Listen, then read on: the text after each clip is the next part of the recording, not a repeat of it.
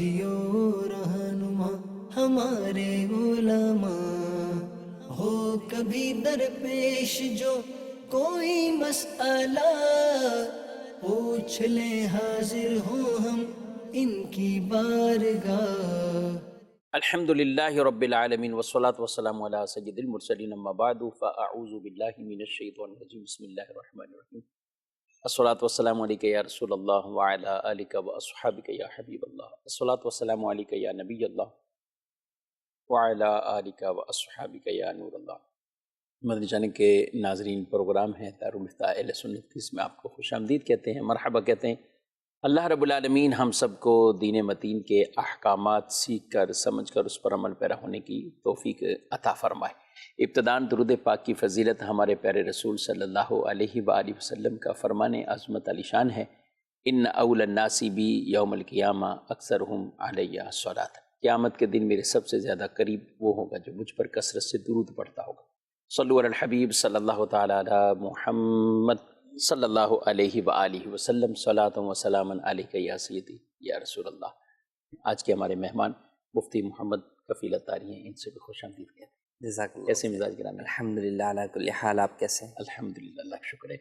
ربیع الاخر کا مبارک مہینہ ہے، اور بالخصوص اولیاء کرام رحمکم اللہ، ان کے ذکر خیر پر اور ان کی سیرت مبارکہ کے حوالے سے الحمدللہ مدنی چینل اپنی خوبصورت نشریات وہ پیش کر رہا ہے، اور بطور خاص ان ایام کے اندر ہر رات ہی اللہ کے محبوب بندے اس ٹاپک پر سلسلے اور پروگرام پیر قبلہ شیخ طریقت امیر اہل سنت دامت برکاتہ عالیہ خصوصی طور پر مدنی مذاکرہ فرماتے ہیں۔ اچھا، اولیاء کرام کی جب بات آتی ہے تو ہمیں اپنے بچوں کو وقتاً فوقتاً اس طرح کی تعلیم اور تربیت دینے کا بھی انداز کہ بچوں کو بھی اولیاء کرام کا وہ باقاعدہ ان کی کوئی ڈیٹیل پتہ ہو ان کے حوالے سے، کہ ہم ان کا ذکر کیوں کرتے ہیں، اور ان سے تعلق ایک مضبوط کیسے بچوں کا کیا جا سکتا ہے، کیا فرمائیں؟ بسم اللہ الرحمن الرحیم۔ کہ زندگی کے اندر جو ہے وہ انسان کی کوئی نہ کوئی جو ہے وہ آئیڈیلز جو ہے وہ ہوتے ہیں، اور یا ہیروز آپ کہہ لیں ہوتے ہیں۔ بچے بھی جب جو ہے مختلف کارٹونز دیکھتے ہیں تو ان کے اپنے جو ہے وہ ہیروز جو ہے وہ ہوتے ہیں۔ در حقیقت ہم پر بطور مسلمان یہ لازم ہے کہ ہمارے ہیروز بھی، ہمارے آئیڈیلز بھی جو ہے وہ مسلم جو ہے وہ لیڈرز ہونے چاہیے، اللہ والے جو ہے وہ ہونے چاہیے۔ اگر ہم جو ہے وہ قرآنی کی طرف جائیں تو مسلم بے شمار جو ہے وہ ایسے جو ہے وہ اعلیٰ صفات کے حامل حکمران گزرے ہیں، ہم انہیں جو ہے وہ ایز اے لیڈر جو ہے وہ لیں۔ اچھا، اخلاق و عادات کے اعتبار سے، صفات کے اعتبار سے اگر ہم جو ہے وہ بات کریں تو اس میں بھی مسلمانوں کی سیرت سب سے زیادہ جو ہے وہ روشن جو ہے وہ سیرت ہے اس معاملے کے اندر، کہ نبی کریم صلی اللہ تعالیٰ علیہ وآلہ وسلم جو کہ اخلاق کا جو ہے وہ سب سے بڑھ کر نمونہ تھے، اور آپ کی ہی تعلیمات پر عمل کر کے آگے جو آپ کے متبعین تھے، صحابہ تھے، پھر اس کے بعد تابعین تھے، تبع تابعین تھے، اولیاء اللہ، اور آج تک کئی ایسے نیک لوگ ہیں جو کہ حضور کی سیرت پر عمل کر کے وہ در حقیقت اخلاق کی اعلیٰ صفات کو اپنائے ہوئے ہیں، جن میں عفو و درگزر بھی ہے، اس میں دوسروں کے ساتھ بھلائی اور خیرخواہی بھی ہے، اور یہ تمام چیزیں جو ہے وہ ہمارے سامنے ہیں۔ تو بات یہ ہے کہ ہمیں جہاں بچوں کو کوئی بھی کسی صفت سے اگر ہمیں بچوں کو جو ہے وہ سکھانا ہے، مثال کے طور پہ ایک بچوں کو ہمیں جو ہے وہ ویلیو سکھانی ہے، بھئی سچ بولنا ہے، تو اب آپ اس سچ کو جو ہے وہ ریلیٹ کر سکتے ہیں بہت ساری چیزوں کے ساتھ، بزرگان دین کے واقعات کے ساتھ۔ اب جب جیسے ہم حضور سید غوث اعظم رضی اللہ تعالیٰ عنہ کا واقعہ سچ سے متعلق پڑھتے ہیں کہ آپ نے جو ہے وہ جب کہ پریشانی میں تھے ڈاکو کے سامنے بھی جھوٹ نہیں بولا، سچ۔ تو اب آپ نے بچے کو سچ کا ٹاپک لے کے ڈسکس کریں اور پھر جو ہے وہ حضور غوث پاک کے واقعہ بیان کریں۔ اب بچے کے ذہن میں خود ہی یہ سوال پیدا ہوگا کہ یہ کون تھے، تو اب ان کی دیگر صفات کے بارے میں آپ بتائیں گے کہ یہ اللہ والے تھے، یوں تھے، ان کا نام یہ تھا، یہاں پیدا ہوئے، پیدا ہوتے ہی انہوں نے تو روزہ بھی جو ہے وہ رکھا، ان کو تو قرآن کریم کے پارے بھی اتنے جو ہے وہ یاد ہو گئے تھے، علم دین کا ان کو اتنا شوق تھا کہ 40 سال تک جو ہے وہ علم دین حاصل کرتے رہے۔ تو یوں جب چیزیں جو ہے وہ آپ بیان کریں گے تو بچے کے ذہن کے اندر ایک جو ہے وہ ایک نقشہ بننا شروع ہو جائے گا، خاکہ بنے گا اس شخصیت کا، کہ یار وہ کتنے جو ہے وہ نیک شخص تھے اور کتنی صفات کے حامل تھے. اسی طرح اور بزرگان دین کے بارے میں جب ہم بتائیں گے کہ جتنے بھی اللہ والے ہیں وہ ان صفات کے تو پرماننٹ حامل ہوا کرتے تھے. یہ تو ان کے اندر گویا کہ جو ہے وہ لازمی جز ان کی صفت کا، ان کی شخصیت کا ہوا کرتا تھا کہ جھوٹ نہیں بولتے تھے، ہمیشہ سچ بولتے تھے. پھر والدین کی فرما برداری، ایک ہی واقعے سے بس اوقات کئی ٹاپکس جو وہ نکلتے ہیں. اچھا، پھر بچوں کو اسٹوریز سننے کا بہت شوق ہوتا ہے. بالکل. اب ہمارے ہاں عمومی طور پہ کیا ہوتا ہے کہ بھئی آپ نے پہلے نانی دادیوں کی کہانیاں سناتے تھے، اب جو ہے وہ انٹرنیٹ کا زمانہ ہے تو بھئی نیٹ پہ سے آپ نے کوئی کہانی بچے کو جو ہے وہ سنا دی. اس کے بجائے اگر آپ اپنے بچوں کو روزانہ کسی اللہ والے کی سیرت کا کوئی واقعہ سنائیں، اور ایسے واقعات ڈھیروں پڑے ہیں صحیح بات. جن میں کئی کرامات بھی ہیں، اور وہ کرامات ایک پورا ایک واقعہ ہوتا ہے کہ بھئی شروع یہاں سے ہوا، یہاں گئے، ایسا ہوا، پھر سامنے والے آئے، ان سے ملاقات ہوئی، ان کے ساتھ یہ معاملہ ہوا. تو کئی اس کے اوپر جو ہے بزرگان دین کی کتابیں جو ہے موجود ہے. نفحات الانس جو ہے وہ کتاب ہے، اسی طرح جو ہے وہ جامع کرامات اولیاء ہے. تو اور کئی کتابیں ہیں جس کے اندر جو ہے وہ بزرگان دین کے جو ہے وہ واقعات بھرے پڑے ہیں. تو اب ہمیں چاہیے یہ کہ ہم بچے کو وہ واقعہ سنائیں، اس شخصیت کے بارے میں، اس اللہ والے کے بارے میں جو ہے وہ بتائیں. پھر بچے کے ذہن میں ان کی شخصیت ڈیولپ کرنے کی جو ہے وہ کوشش جو ہے وہ کریں، ان صفات کو ڈیولپ کرنے کی کوشش کریں. تو یوں ہمارے بچوں کے ذہنوں کے اندر جو پھر جو ہیروز بنیں گے وہ ہمارے جو ہے وہ اللہ والے بنیں گے، اہل اللہ بنیں گے. اور بچے اپنی زندگی کے اندر ہوتا ہے نا کہ میں اس ہیرو کی طرح بننا چاہتا ہوں، تو پھر بچوں کے دل میں یہ پیدا ہوگا کہ میں ان اللہ والوں کی طرح بننا چاہتا ہوں. ان کی طرح بننے کے لیے کیا کرنا ہوگا؟ وہ اعمال کرنا، وہ اعمال جو ہے وہ کرنے ہوں گے. ان اور صفات اس میں کو وقتاً فوقتاً ایسا بھی ہے نا کہ بعض اوقات ایک ہوتا ہے کوئی واقعے کو سنانا، اور بعض اوقات کوئی چیز پیش آ جانا. اب ایک والد کی جو ذمہ داری بنتی ہے، مثلا کوئی ایسا موقع آ گیا، بالفرض کوئی بھی چیز ہوگی، کسی بچے نے جھوٹ بول دیا، یا ایسی کنڈیشن آئی کہ اب یہ ہے کہ یہ جھوٹ بول دے گا، جی، تو اب اول تو والد کو ہی اسے بچنا ہے. اور والد کے لیے میرا خیال ہے تربیت کے لیے نیگیٹو پوائنٹ یہ ہوگا کہ جس میں بچے بھی سمجھ رہے ہیں کہ والد غلط ہے، جی، اور والد ہمارے سامنے یہ غلط کر رہے ہیں. جی، یعنی وہ یا تو جھوٹ بول رہے ہیں یا جھوٹ سکھا رہے ہیں. اور مثلا نارمل سی بات ہے، اب گھر میں والد صاحب موجود ہوں اور کوئی بلانے آئے اور بچے کو وہ یہ کہے کہ جاؤ جا کے کہہ دو کہ والد صاحب نہیں ہیں گھر پہ، وہ کہیں کام سے گئے، تو اب اس کے بعد کون سا واقعہ اثر کرے گا اس بچے پر؟ جی.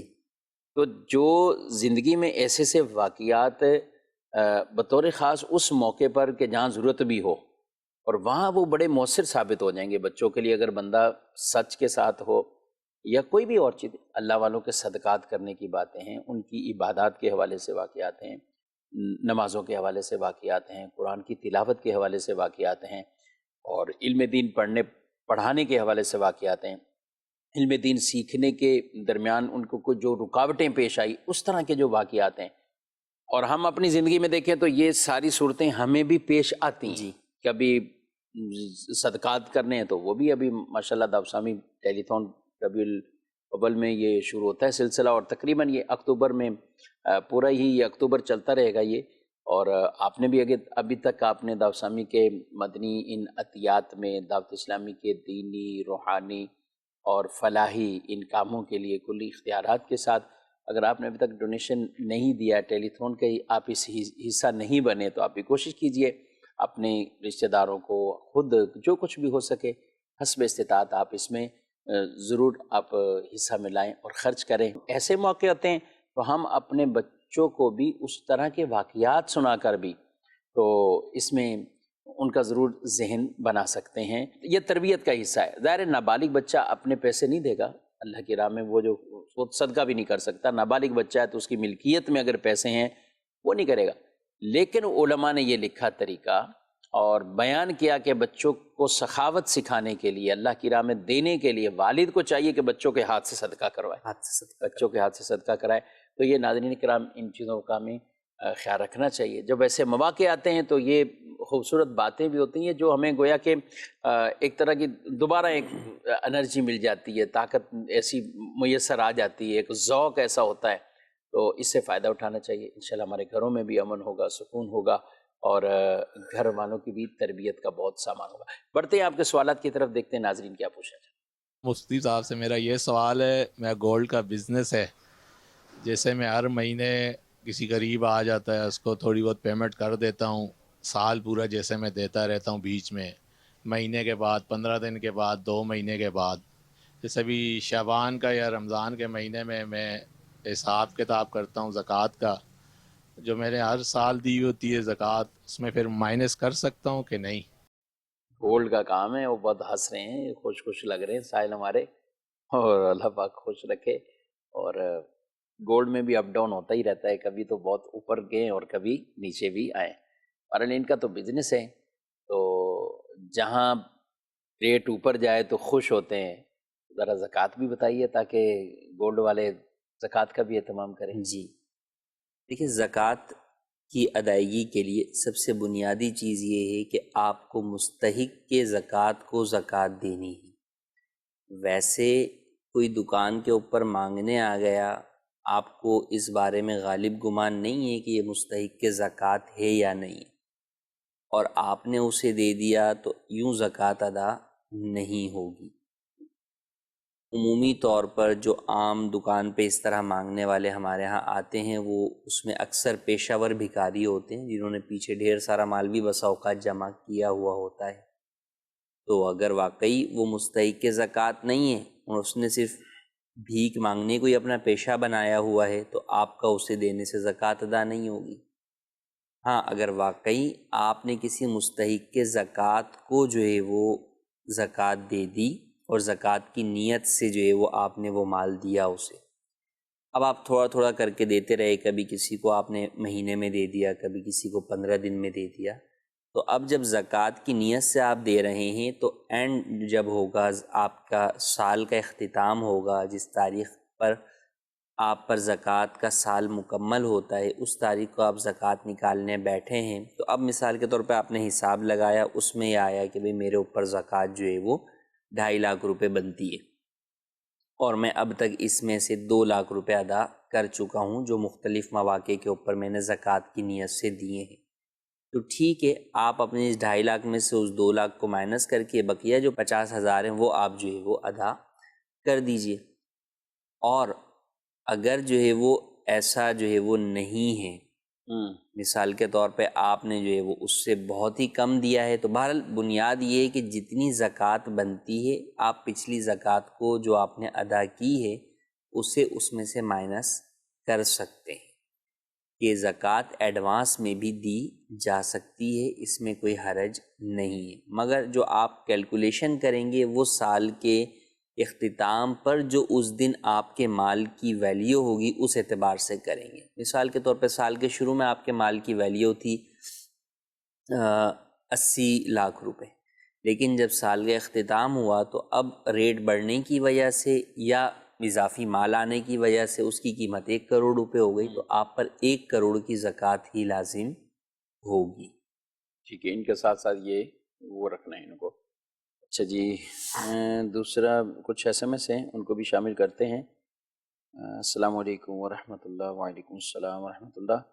سوال یہ کر رہے ہیں کہ مفتی صاحب آپ کی بارگاہ میں عرض ہے کہ ایک فیملی ہے، کچھ لوگ خاندان والے ایسے ہوتے ہیں کہ وہ کہتے ہیں کہ لڑکی کی ہم شادی تو آپ کے یہاں کر دیں گے، لیکن ہمیں کچھ رقم چاہیے، اور وہ اس کے عوض میں رقم لیتے ہیں، اور وہ رقم میں کچھ شادی میں استعمال کرتے ہیں، کچھ اپنے پرسنل معاملات میں خرچ کرتے ہیں. تو یوں رقم لے کے بیٹی کا رشتہ دینا، یہ کیسے؟ دیکھیں، والدین کے ذمے یہ لازم ہے کہ جب بیٹی کے مناسب جو ہے وہ ہم پلہ اس کا ایک رشتہ آ جائے تو اس کی رشتہ جو ہے وہ کر. ٹھیک. اب جو چیز ان پر دیانتاً دین کے اعتبار سے ہی لازم ہے، اس کے بدلے میں پیسوں کا تقاضا رکھنا. مثال کے طور پہ 4 رشتے آئے ہیں، ان میں سے لڑکی کے حق میں بہتر ہے رشتہ نمبر 1. والد یہ کہتا ہے کہ بھئی آپ پیسے دیں گے تو میں آپ کے ساتھ کر دوں گا، لیکن نمبر 4 جو رشتہ ہے وہ اس کا ہم پلہ نہیں ہے یا اس کے لائق نہیں ہے، اس کے لیے بہتر نہیں ہے، لیکن وہ پیسے دینے کو تیار ہیں. تو وہاں پر پھر اس پیسے دینے والے کو دے دیا جائے گا، جو کہ لڑکی کے حق کے اندر گویا کہ والد کی جانب سے خیر خواہی نہیں بلکہ بدخواہی کی گئی کہ صرف پیسوں کی خاطر اس کو جو ہے وہ ایک ایسی جگہ پر رشتہ اس کا کر دیا جو اس کے حق میں بہتر نہیں تھا یا اس کا اہل نہیں تھا. تو یہ پیسے لینا یہ جائز نہیں ہے، یہ رشوت ہے، اسلام میں اس کی ہرگز اجازت نہیں ہے۔ اب اس میں کئی لوگوں کے ذہنوں میں یہ سوال ہوتا ہے کہ جناب اصل میں وہ پیسے اپنے لیے نہیں لے رہے بلکہ شادی کے اخراجات کے لیے لے رہے۔ تو شادی کے اخراجات تو ہم نے خود ہی جو ہے وہ بڑھائے ہوئے ہیں، اس کے لیے سامنے والوں سے آپ پیسوں کا تقاضا نہیں کر سکتے۔ صحیح، ہو سکتا ہے کہ آپ انہیں یہ بولیں کہ جناب ہم جو ہے وہ سادگی سے کریں گے، آپ راضی ہیں تو ٹھیک ہے آپ کر لیجئے، تو ممکن ہے کہ انہیں کوئی اعتراض نہ ہو کہ جناب ٹھیک ہے سادگی سے آپ کر رہے ہیں۔ یہ بھی کہہ سکتے ہیں کہ ہم اتنا جہیز نہیں دے سکتے، ہم جہیز یہ نہیں دے سامان نہیں دے سکتے، سکتے، یہ سامان نہیں دے بیٹی ہے رشتہ کریں گے آپ کو۔ جی، تو آپ یہ چیزیں تو آپ کہہ سکتے ہیں، لیکن آپ کہیں کہ نہیں یہ سارے لوازمات تو ہم کریں گے لیکن اس کے پیسے ہم آپ سے جو ہے وہ لیں گے، آپ سے نہیں۔ تو یہ جو ہے بہرحال جو ہے وہ ناجائز ہے، اس کی ہرگز اجازت نہیں۔ ٹھیک ہے، اور یہ بارات کا کھانا تو یہ ابھی کی رسومات ہیں، یہ پہلے کی نہیں تھیں اس طرح کی، بارات کے کھانے کی کہ اتنے بندے لے کر آئیں گے، اتنا کھانا اور اتنا یہ اہتمام کرنا، میں سمجھتا ہوں کہ ہر گھر فیملی میں یہ رائج تو ہو چکا ہے، اور یہ لڑکی والوں پر ایک طرح کا کافی بوجھ ہے، کافی بوجھ ہے، زندگی بھر کی بعد کی کمائیاں کفیل بھائی اس ایک کھانے میں چلی جاتی ہیں، ایک کھانے میں بس وہ کرنے کے لیے۔ لڑکے والے بھی ایک سے ایک تیز آدمی ہوتے ہیں، لڑکی والوں کو یہ بولیں گے دیکھو جہیز میں کمی کر لینا، سامان میں کمی کر لینا، ہمارے مہمانوں کے ساتھ وہ نہ کرنا، ہمارے اتنے مہمان آئیں گے، اور وہ بھی سینکڑوں کے حساب سے، یا اور اپنی ہماری جو ہے وہ ناک رکھنا، ہماری عزت رکھنا، یہ سب چیزیں۔ سامان میں آپ بھلے کمی کر لو لیکن کھانا آپ کو یہ بہترین قسم کا دینا ہے تاکہ مہمان ہمارے خوش ہو کر جائیں، اور بعد میں وہی لوگ سامان کے بھی تانے دے رہے ہوتے ہیں، اور کھانے کی تو وہ لڑکے والے بھی ڈیمانڈ کر رہے ہوتے ہیں کہ بھئی ہم نے آپ کے یہاں آنا ہے، اور یہ سب کچھ جو ہے وہ بارات کا جو کھانا ہوگا وہ اہتمام ہوگا، تو وہ اس طرح کا، تو ان کا بھی یہ ڈیمانڈ کرنا، یہ کبھی یہ ڈیمانڈ کرنا جو ہے وہ ہرگز جو ہے وہ جائز نہیں ہے۔ کوئی کسی کو بھی کسی پر بوجھ نہیں بننا چاہیے۔ حدیث پاک میں ہے کہ یہ وہ نکاح بابرکت ہے کہ جو کہ کم خرچ والا ہو، مفہوم ہے حدیث پاک کا۔ تو لہٰذا چاہیے یہ کہ چاہے لڑکے کی جانب سے ہو چاہے لڑکی کی جانب سے، دونوں ہی جانب سے کسی بھی فیملی پر کسی بھی قسم کا کوئی بھی جو ہے وہ جبر نہ ہو، زبردستی نہ ہو، جو اپنی خوشی سے وہ جہیز دے سکیں یا جو کھانے کا اہتمام جو ہے وہ کر سکیں۔ اسی طرح مثال کے طور پہ لڑکی والے کہتے ہیں کہ بھئی ہم جو ہے وہ 50 افراد یا 100 افراد بلانے کے لیے آپ کو کہہ رہے ہیں، تو اب لڑکے والوں کا کہنا ہے کہ نہیں جناب ہمارے تو جو ہے وہ 1000 افراد آئیں گے یا ہمارے تو 500 افراد آئیں گے، تو اس پر بھی ان کو ضد نہیں کرنی چاہیے۔ جتنی ان کی استطاعت ہے اس کے مطابق آپ اپنا افراد جو ہے وہ لے کر جائیں، کر لیے، اور اس میں جو بھی ان کی جانب سے جو ہے وہ حسب توفیق جو ہے وہ پیش کر رہے ہیں اسے خوش دلی سے جو ہے وہ تناول کیا جائے۔ بہرحال جتنا ہو سکے کہتے ہیں نا کہ نکاح کو آسان بنایا جائے، نکاح کو جتنا آسان کریں گے اور اتنا ہی اس میں برکت بھی ہوگی۔ کئی لوگ وہ اپنی بیٹیوں کی شادیاں کرنا انہیں بہت سہل ہوگا، آسان ہوگا، اور وہ انہیں رخصت کر پائیں گے۔ بعض اوقات یہ پورے خرچوں کی وجہ سے، اور کئی جگہوں پر باقاعدہ جہیز کی نیلامی ہوتی ہے، نیلامی مطلب ایسے بول رہا ہوں تشہیر چلیں اس کو کہہ لیں کہ اس کو تشہیر اتنی کر دی جاتی ہے، وہ باقاعدہ اس کو دکھایا جاتا ہے، اور اس دن جو کفیل بھائی کنواری بیٹیاں آتی ہوں گی، بچیاں آتی ہوں گی، کئی مائیں اپنی بچیوں کو جہیز دکھانے کے لیے، اب وہ بظاہر تو مسکرا کے اس کو بھی کہہ دیں گی مبارکباد ہے یہ وہ، لیکن میں سوچتا ہوں کہ ان کے دل پہ کیا گزری ہو، یعنی وہ حقیقتاً کیا سوچ رہے ہیں۔ آدمی کہیں بھی شادی میں جاتا ہے تو کچھ نہ کچھ وہ اپنی فیملی کے بارے میں سوچ رہا ہوتا ہے نا، یار کسی دعوت میں گیا ہے، کسی جگہ بھی گیا ہے، تو یار مجھے بھی اس پروسیس سے گزرنا ہے، تو مجھے بھی آگے جا کر، اور انسان کی فطرت ہے اصل میں اس چیزوں کی طرف مائل ہو جاتا ہے۔ آپ کسی بڑے گھر میں چلے جائیں تو بس اوقات وہاں جا کر آپ فوراً اپنے گھر کے بارے میں سوچنے لگ جاتے ہیں کہ یار میرے پاس تو یہ، حالانکہ اس سے پہلے آپ کے وہم و خیال میں بھی وہ چیز نہیں آئی ہوتی۔ تو اسی لیے حدیث پاک میں کتنی ہی پیاری ہمیں مثال دی گئی کہ اپنے سے نیچے والے کو دیکھو۔ جب ہم اپنے سے نیچے والے کو دیکھیں گے تو اس میں یہ ہوگا کہ ہمیں جو ہمارے پاس نعمت ہیں اس پر شکر کریں۔ ماشاءاللہ یہ ہونا یہی چاہیے۔ میں تو کہتا ہوں کہ بڑی شادی میں شرکت کریں تو اس کے بعد ادھر بھی چلیں، ایک غریب والی شادی لازمی جائیں، وہ اس چلے میں لازمی جائیں، آپ بالکل آپ کا لیول وہ ہو جائے گا۔ اور یہ دونوں طرف ہے اصل میں کہ انسان جب آپ، اچھا یہ یوں ہی نہیں کہ آپ اپنی بیٹی کے لیے جب بیٹے والے بھی جو ہے وہ جا رہے ہیں ان شادیوں میں، تو وہ یہ دیکھ رہے ہیں کہ بھئی جب اس کی شادی میں اس کو اتنا مل رہا ہے، تو اب وہ بھی ایک ایکسپیکٹیشن رکھتے ہیں کہ بھئی ہماری شادی کے اندر ہماری بھی بہو جو ہے وہ یہ سب کچھ جو ہے وہ لے کر آئے۔ تو یوں پھر جو ہے وہ بسا اوقات مطالبات یا دیگر چیزیں، اور عموماً جو تانے دیے جاتے ہیں وہ بھی یہی ہوتے ہیں، فلانی کو دیکھو کیا کیا لائی ہو اور تم کیا لائی ہو۔ تو وہ یوں ہی کمپیریزن ہی جو ہے وہ کیا جا رہا ہوتا ہے، جو کہ ہرگز نہیں کرنا چاہیے۔ تو واقعی ایسا ہی ہے کہ انسان کو ان معاملات کے اندر تھوڑا سا اپنے آپ کو، یوں آپ نے صحیح مثال دی کہ اگر آپ کبھی جا رہے ہیں نا، تو کبھی کسی غریب کی شادی کے اندر بھی جا کر دیکھیں، اور پھر وہاں جا کر آپ یہ سوچیں کہ ہاں ہماری بہو تو بہت کچھ لائی ہے، یہاں تو وہ بھی جو ہے وہ نہیں ملا، تو اس سے آپ کو شکر کا موقع ملے گا۔ اور اوپر والوں کی طرف دیکھیں گے تو پھر شکوہ و شکایت ہی عموماً جو ہے وہ انسان کے زبان پر ہوتی ہے۔ ماشاءاللہ ماشاءاللہ، بہت ان باتوں پہ انشاءاللہ عمل کریں گے تو بہتری ہوگی۔ ایک بات آخری عرض کروں گا، اگر بالفرض آپ نے سامان نہیں لیا کہیں سے، اور کچھ ایسے گھرانے بھی ہیں سامان نہیں لیتے نا، کہ ابھی منع کر دیا، لیکن بعض کا سننے میں آتا ہے کہ وہ اتنی چیزیں یہ سنا کے بیچارے کو سامنے والے کو مار دیتے ہیں کہ ہم نے سامان نہیں لیا، ہم نے جہیز کا تقاضا نہیں کیا، ہم نے شروع سے ہی کہہ دیا تھا کہ اس کو جو ہے وہ یہ نہیں چاہیے وہ نہیں چاہیے۔ تو یہ تو آپ نے اللہ کی رضا کے لیے کام کیا ہے، اور اس میں ہرگز یہ بھی تانا ہی ہو جائے گا، اس طرح ایک دوسرے کی ان کو ایک طرح کا ذلت دینا، ان کی ظاہر عزت میں کمی واقع ہوتی ہے، ان کو بیچاروں کو خود احساس کمتری ہو رہا ہوتا ہے۔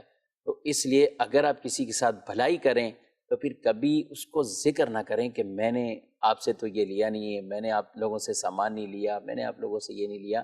تو اس کا خیال رکھیں۔ مخلوق کے لیے ہم اچھے ہو جائیں، نرم ہو جائیں، آسان ہو جائیں، خالق ہم پر بڑا اپنا کرم فرمائے گا، اپنے خزانوں کے دروازے آپ پر کھول دے گا انشاءاللہ، اور آپ کو اللہ کی رحمت سے بہت کچھ ملے گا جب آپ کسی پر احسان مندی اور طنز اور اسی طرح کے ان کے دل آزاری والے معاملات نہ کریں۔ اللہ ہم سب کو ان پہ عمل کی توفیق بھی دے۔ ایک پیکج ہماری ٹیم نے تیار کیا ہے، سوال ہی ہے لیکن سنتے ہیں کہ کیا پوچھا جا رہا ہے۔ رزق حلال دے مجھے اے میرے کبریا، دیتا ہوں تجھ کو واسطہ تیرے حبیب کا۔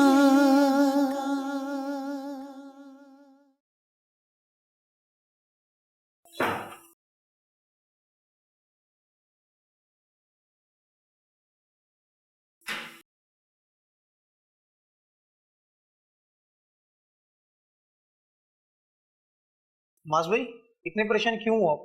کیا بتاؤں اشفاق، کمپنی نے سالانہ کارکردگی کی بنیاد پر ترقی کا اعلان کیا ہے، تنخواہیں بڑھانے کا اعلان کیا ہے۔ کارکردگی ہے نا، وہ مینیجر صاحب سے پوچھی جائے گی، اور اس کے اوپر سیلری بڑھانے کا اعلان ہوا ہے جس کی کارکردگی اچھی ہوگی۔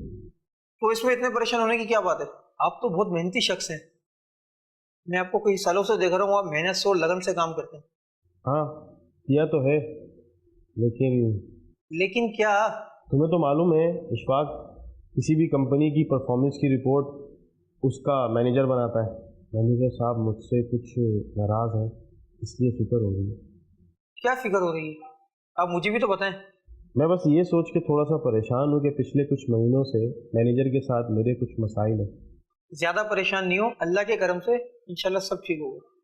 مجھے یہ فکر ہو رہی ہے کہ میں ایسا کیا کروں کہ مینیجر میری رپورٹ کو اچھا بنا کر آگے پیش کرے۔ معاذ بھائی کس طرح کی باتیں کر رہے ہیں آپ؟ ہر کام اللہ کی مرضی سے ہوتا ہے۔ اتنے دنوں سے دیکھ نہیں رہے؟ کیا دیکھ لینا، اتنے دنوں سے تو دیکھ ہی رہے۔ بہت کام کرتا ہوں، محنت کرتا ہوں، اپنی ڈیوٹی کو اچھے سے انجام دیتا ہوں، لیکن پھر بھی ان ساری باتوں کے باوجود بھی مینیجر کی رپورٹ تو بہت ضروری ہے۔ تم چھوڑو اس بات کو، میں مینیجر سے خود بات کروں گا کہ اگر وہ میری اچھی رپورٹ بنائے گا تو میں اس کو ایک زبردست سا تحفہ دوں گا۔ معاذ بھائی مجھے ایسا لگ رہا ہے آپ غلط سوچ رہے ہیں، اس بات پر آپ کو مفتی صاحب سے رہنمائی لے لینی چاہیے۔ رکیے، پریشان نہ ہو، مدنی چینل پیش کر رہا ہے پروگرام دارالفتاء اہل سنت، جس میں آپ کی رہنمائی کریں گے مفتیان کرام۔ آئیے سنتے ہیں مفتی صاحب کیا فرماتے ہیں۔ جی کیا کہتے ہیں جناب؟ کارکردگی بہتر بنانے پر جو ہے وہ آفر دینا مینیجر کو تحفے کی، دیکھیے یہ تو رشوت ہے۔ اپنا کام بنانے کے لیے ہم جب کسی کو کچھ بھی چیز آفر کرتے ہیں، دیتے ہیں، تو یہ رشوت ہے، یہ ناجائز ہے۔ جو کارکردگی آپ کی ہے وہ سب کے سامنے ہے۔ اب اگر اس کے اندر مینیجر جو ہے وہ کسی چپکلش کی وجہ سے اس میں کوئی کمزوری کرتا ہے، ظاہر کرتا ہے، تو اگر وہ غلط بیانی کر رہا ہے، بددیانتی کر رہا ہے، خیانت کر رہا ہے، تو وہ گناہ گار ہے۔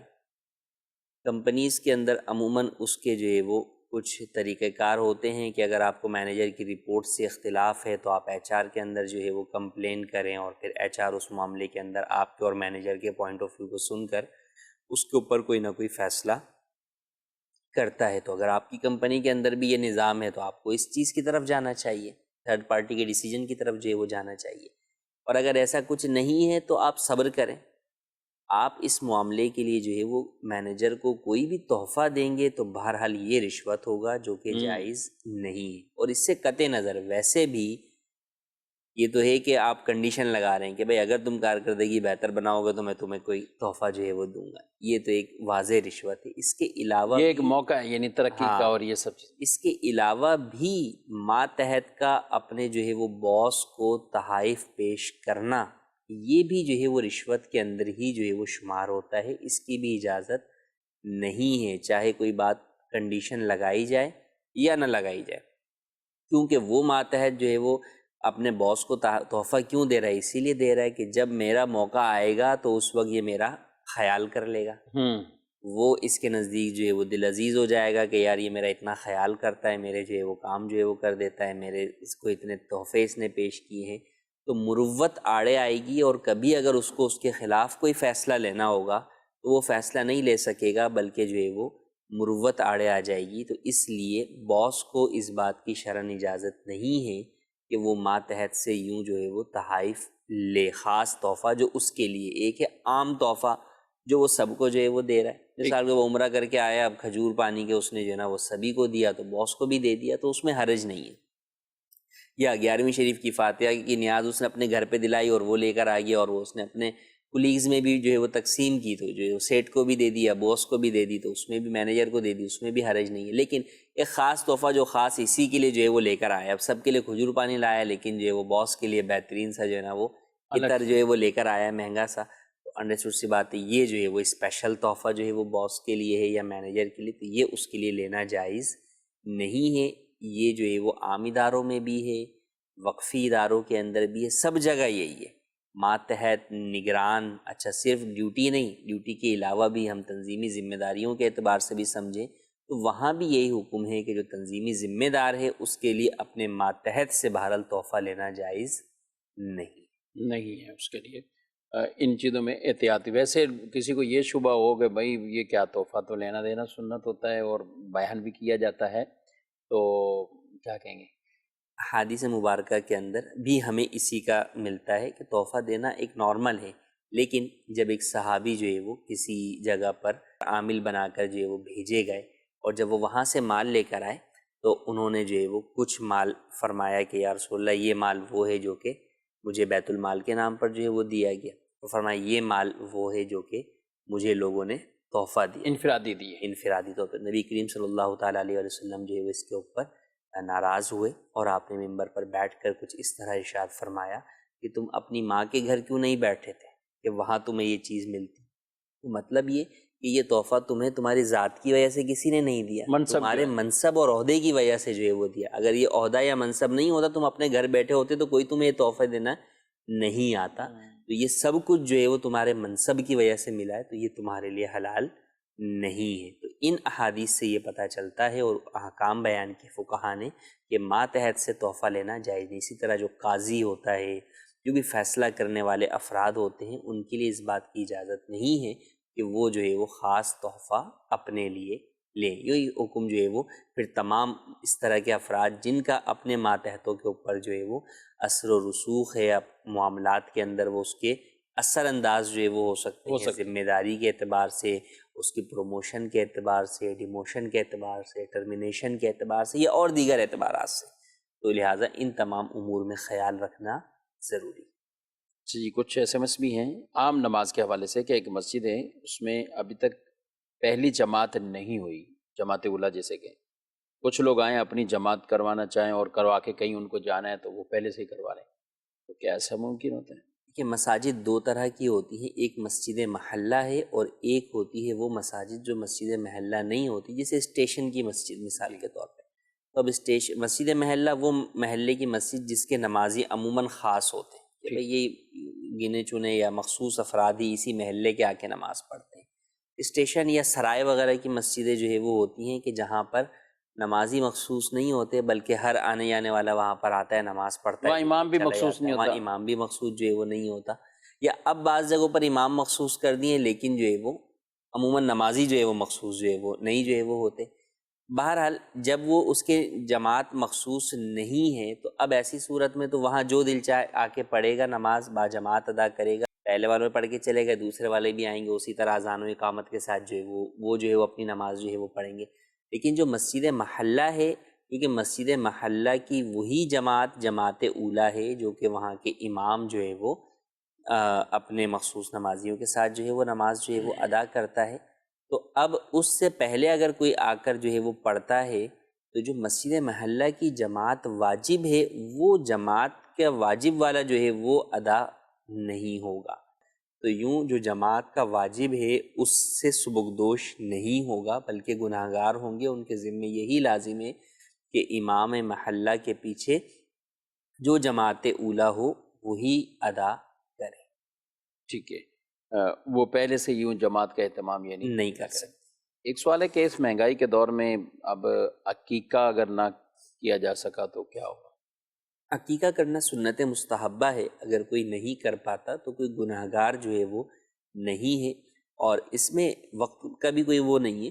اگر آپ ابھی نہیں کر سکتے تو آپ جو ہے وہ 2-4 سال کے بعد بھی جو ہے وہ کر سکتے ہیں، جب استطاعت ہو جائے. جب استطاعت ہو اس وقت جو ہے وہ آپ کر لیجئے. تو اس میں کوئی شرعی طور پہ گناہ بھی نہیں ہے اور وقت کے اندر بھی آپ کو رخصت ہے کہ آپ بعد میں بھی کر سکتے.